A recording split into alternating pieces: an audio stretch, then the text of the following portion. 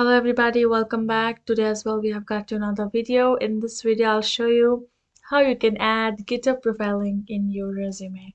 But before that, please do make sure to like our video, subscribe our channel, and yes, without any further delay, let's get started. So for that, open up your resume where you are creating. For me, I'm creating it on canva.com. You can see the resume, it's just a sample right over here.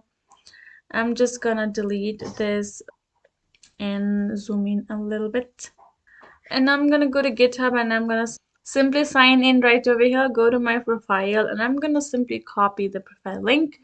That will be the URL that will be given right over here once I'm in my profile section of my GitHub.